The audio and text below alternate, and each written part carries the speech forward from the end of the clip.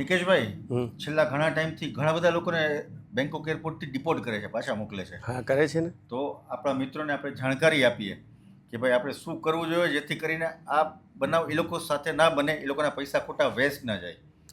એમાં કેવું છે કે જ્યારે ઇન્ટરનેશનલ ટૂર કરતા હોય ને ત્યારે જે એજન્સીઓ હોય છે ને એ રજિસ્ટર એજન્સીઓ હોય છે અને એની કોઈ વેલ્યુ હોય છે.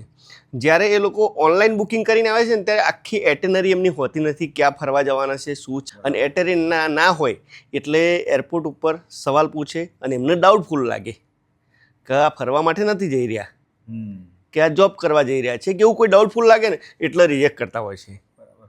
અને ઓનલાઈન બુકિંગનો એક બીજો ડ્રોબેક એ છે કે માની લ્યો કે તમે 5 દિવસ માટેની હોટલ બુક કરી પણ તમે હોટલ સુધી પહોંચતા જ નથી ને તમને ડિપોર્ટ કરી દે છે તો 5 દિવસના પૈસા તમારા કપાઈ જશે. હા, એડવાન્સ જ ભરાશે. હા. પણ આપણા થ્રુ કે કોઈ એજન્ટ થ્રુ બુક કર્યું હશે તો એક જ દિવસના પૈસા એક જ કમાશે, દિવસના બાકી પૈસા 4 દિવસના પૈસા રિફંડ આવી જશે. રિફંડ આવી જાય.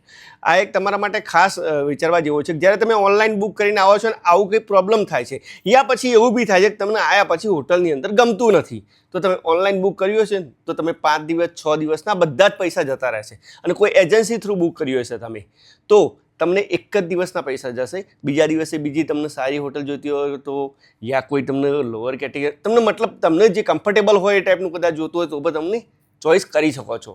આ એજન્સીનો ફાયદો છે. તો મિત્રો, આવી જાણકારી માટે અમારા વિડીયો જોતા રહો, અમને લાઈક, ફોલો અને શેર કરો.